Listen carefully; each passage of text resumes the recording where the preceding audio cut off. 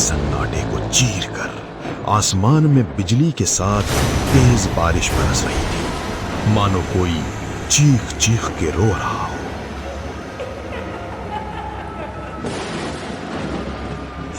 कहाँ जा रही हो माँ? मुझे अकेला छोड़कर मत जाओ माँ, रुक जाओ माँ, मुझे डर लगता है माँ, माँ, माँ।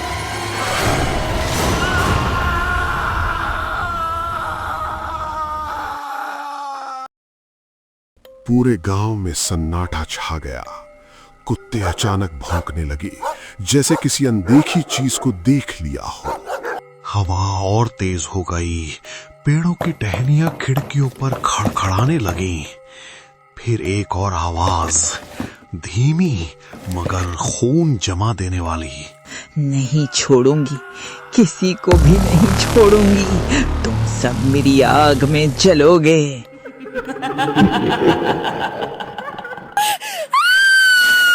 क्या हुआ बेटा? माँ, ये कौन रो रहा है? ये कैसी आवाज है? मुझे बहुत डर लग रहा है। बाबा कहाँ है? कुछ नहीं बेटा, कहाँ है आवाज? मुझे तो सुनाई नहीं दी। तुमने सपना देखा होगा। तू घबरा मत, तेरे बाबा अभी आते होंगे, तू सो जा। लेकिन कमला की आंखों में डर साफ झलक रहा था। क्या वो फिर से लौट आई है? अब किसको लेने आई है वो? कौन है उसका अगला शिकार? उस दिन भैरवपुर में क्या हुआ था? क्या सच है भैरवपुर का? गांव में किसी को तो पता होगा। गांव में कुछ तो पक्का ऐसा हुआ है जो कोई भी अपने जबान पर लाने से डर रहा है। क्या है राज? हे भगवान, मेरे पति रमेश की रक्षा करना।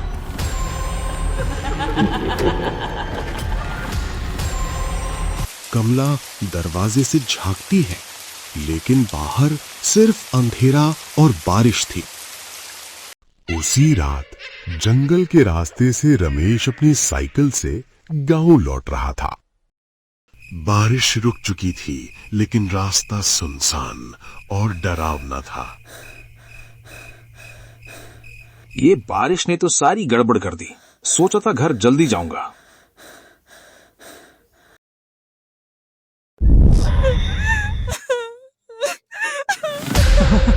ये सुनसान सड़क पे कौन रो रहा है? कौन है? कौन है वहां? अभी तो रोने की आवाज आ रही थी, कोई दिख तो नहीं रहा है। लगता है मेरे कान बज रहे हैं। चलो यहां से।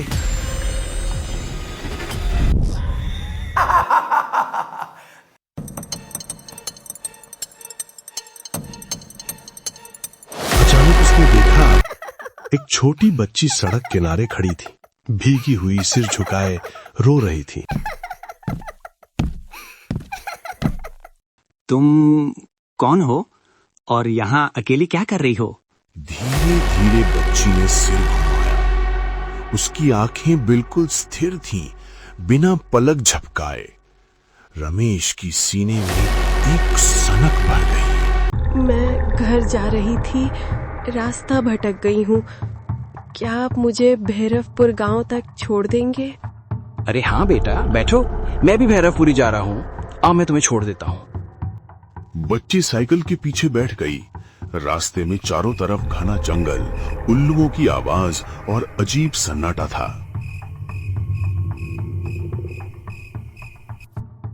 बेटा, तुम्हारा नाम क्या है?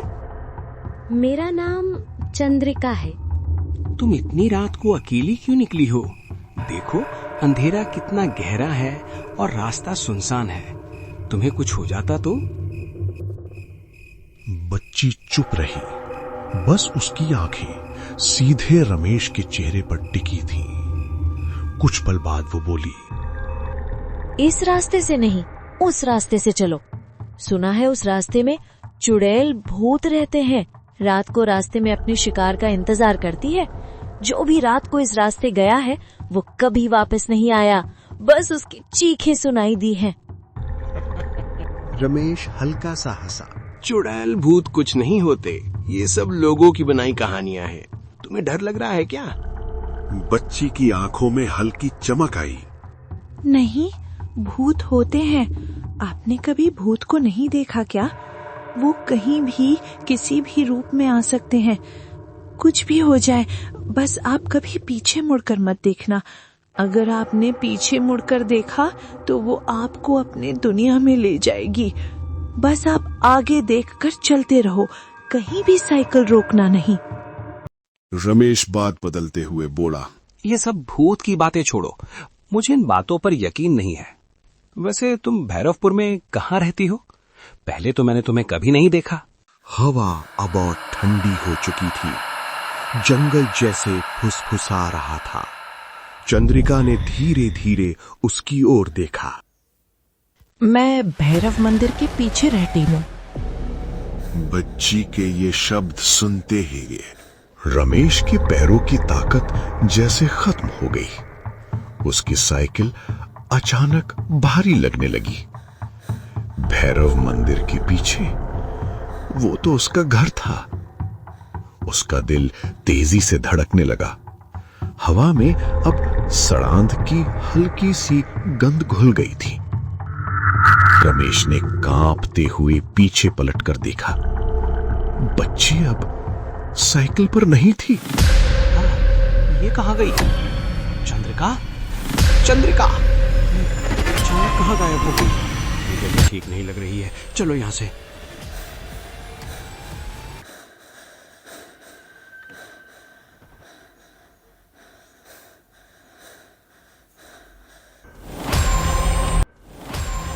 चंद्रिका, तुम हो क्या? देखो मजाक मत करो। राम राम राम राम राम राम राम राम राम।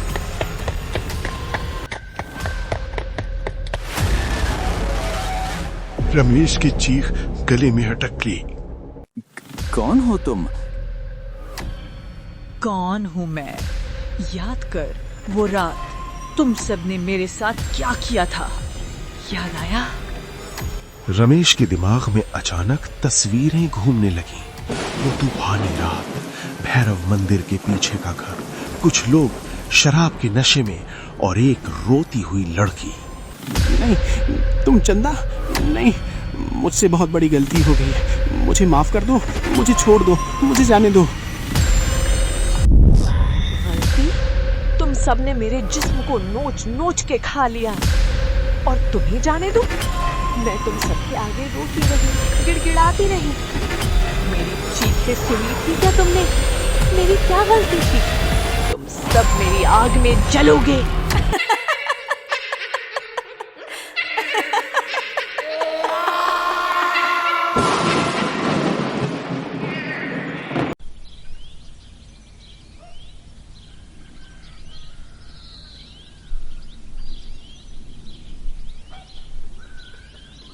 सुबह गांव के पुराने बरगद के पेड़ के पास रमेश की सूखी हुई लाश मिली। चेहरा ऐसा था जैसे किसी ने उसका खून चूस लिया हो। गांव में हड़कंप मच गया। तुम्हें पता है ये वही है, वही चुड़ैल। कहते हैं वो बरगद के पेड़ के पास रहती है, रात को गांव में घूमती है और लोगों को फंसाती है। ये बदला लेने आई है। वो सबको चुन चुन के मारेंगी, कोई नहीं बचेगा। भैरवपुर अब श्रापित हो चुका है, श्रापित हो चुका है। तुम सब मेरी आग में जलोगे। एक रात मोहन खेत से लौट रहा था। चांदनी रात थी और रास्ता बिल्कुल सुनसान था। अचानक उसे किसी के रोने की आवाज सुनाई कोई दी। है? मोहन घबरा गया, लेकिन आवाज किसी लड़की की थी। वो आवाज की दिशा में बढ़ा। जंगल के पास उसे एक सुंदर लड़की दिखाई दी। तुम कौन हो? इस समय यहाँ इस जंगल में क्या कर रही हो? तुम्हें पता नहीं है क्या, जंगल के इस हिस्से में वो खतरनाक चुड़ैल रहती है। रात को तुम्हें यहाँ नहीं आना चाहिए था। मैं अपने घर जा रही थी, रास्ते में मेरी गाड़ी भी बंद पड़ गई है। अंधेरे में मैं रास्ता भटक गई हूँ। मैं पास के गांव में रहती हूँ, मुझे गांव तक छोड़ दो, मुझे बहुत डर लग रहा है। तुम तो बहुत सुंदर हो, चलो मेरे साथ, मैं तुम्हें अच्छी जगह छोड़ दूंगा। सरपंच धनराज के घर कुछ लोग इकट्ठा हुए। ये कोई साधारण बात नहीं है। लगता है अभी तक जो भी लोग गायब हो रहे, ये वही चुड़ैल है जो हमारे गांव में रहती थी। वो सुंदर लड़की बनकर आती है, फिर अपनी असली शक्ल दिखाती है। जो उसे देख लेता है वो कभी वापस नहीं आता। आज तक किसी ने भी उसका असली चेहरा नहीं देखा। जिसने देखा वो जिंदा नहीं बचा। वो किसी का भी रूप ले सकती है। लगता है वो हमसे बदला ले रही है। कैसे भी करके उसे खत्म करना ही होगा, नहीं तो वो हम सब गांव वालों को मार देगी। मैं एक बाबा को जानता हूँ जो आत्मा चुड़ैल को वश में करता है। अब उसी को बुलाना होगा। आज रात उसका काम तमाम करना पड़ेगा।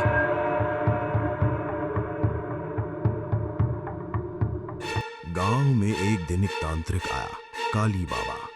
काले कपड़े, माथे पर तिलक और हाथ में त्रिशूल। मैंने इस जंगल में काली शक्तियों की आहट महसूस की है। ये चुड़ैल बहुत शक्तिशाली है, लेकिन डरने की जरूरत नहीं। मैं इसे बांध सकता हूं। मैं जैसे बोलता हूं वैसे करते जाओ। काली बाबा ने कहा कि चुड़ैल को बांधने के लिए मध्य रात्रि में अनुष्ठान यज्ञ करना होगा। बरगद के पेड़ के नीचे आग जलाई गई, मंत्र पढ़े गए और चारों ओर राख बिखेरी गई। अचानक हवा तेज हो गई, पेड़ हिलने लगे और एक औरत की हंसी गूंज उठी। तुम सब मेरी आग में जलोगे।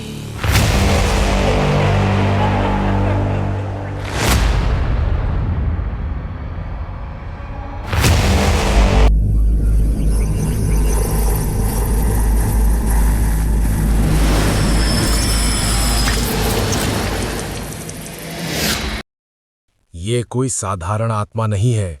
मैंने अपने मंत्र से पता किया है कि यह चुड़ैल कभी इसी गांव की लड़की थी, चंदा। जैसे जैसे वो बड़ी हो रही थी, तब उसके माता पिता को पता चला कि वो किन्नर है।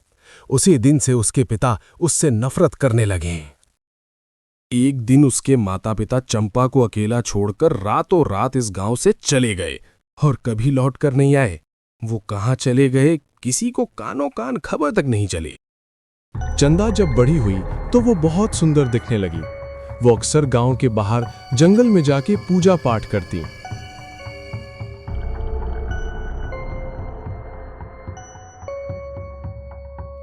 देख, वो जा रही है। सुना है वो गांव के बाहर जंगल में जाके जादू टोना करके आत्मा को बुलाती है। दिखने में तो मासूम लगती है, पर वो मंत्र तंत्र से किसी को भी वश में कर सकती है। हाँ यार, मैंने भी सुना है। हर अमावस और पूनम की रात को वो जंगल में भूतों के साथ तांडव करती है। ऐसे लोगों से दूर ही रहना चाहिए। सुना है अपने सरपंच भी इस पे लट्टू है। सारे गांव में चर्चा है। सरपंच रोज रात को इसके घर जाता है और क्या बात कर रहा है? पर गांव के कुछ लोग कहते हैं कि साधारण लड़की नहीं है, वो किन्नर है, जिसके वजह से उसके माँ बाप उसे छोड़कर ये गांव हमेशा के लिए छोड़कर गए। पता नहीं वो रातों रात कहाँ चले गए, किसी को कानों कान खबर नहीं है। चुप हो जा भाई, अगर उसने सुन लिया तो हमारी खैर नहीं। चल, रात बहुत हो गई, हम घर चलते हैं।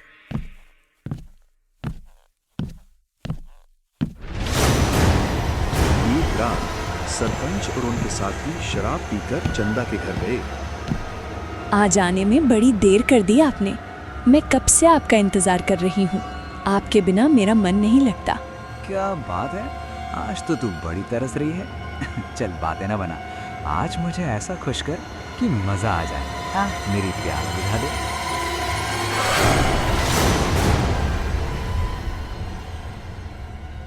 आपसे एक बात पूछनी थी। आप रोज यहाँ आते हैं, मेरे साथ सब कुछ करते हैं। हम शादी कब करेंगे? अब सारा गांव हमारे बारे में बातें कर रहा है। मुझे अच्छा नहीं लगता। बताए ना, कब करनी है शादी? ये चुप! तुझको कितनी बार बोला है, मैं तुझसे शादी कभी नहीं करूंगा। तुझे एक बार में समझ नहीं आता क्या? देख खुद को, तू एक किन्नर है, बस वो भोग की चीज है। तू तुझसे कौन शादी करेगा? अपने औकात में रह, नहीं तो रातों रात तुझे गायब कर दूंगा। आई बड़ी शादी वाली। आज तेरा किस्सा ही खत्म कर देता हूं।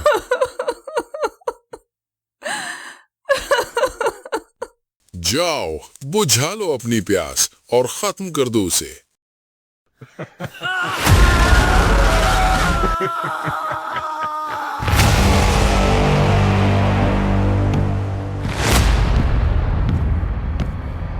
सरपंच ने अपने साथी को इशारा कर दिया।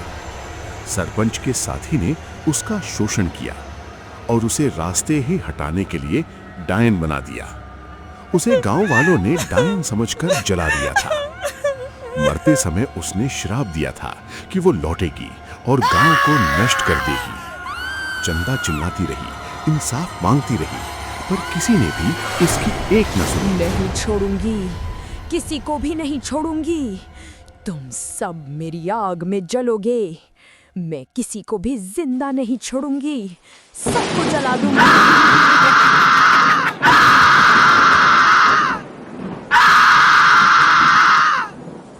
अब वो सारे गांव से बदला ले रही है। तुम सब ने उसके साथ बिल्कुल अच्छा नहीं किया। जब तक उसकी आत्मा को शांति नहीं मिलती तब तक उसका बदला पूरा नहीं होगा।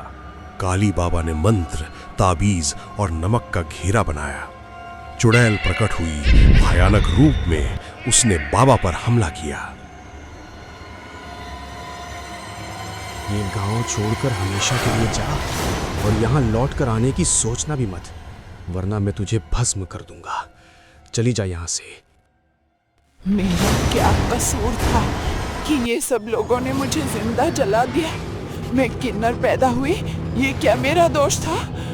मेरे माँ बाप मुझे छोड़कर गए। इस गांव वालों ने मेरा शोषण किया।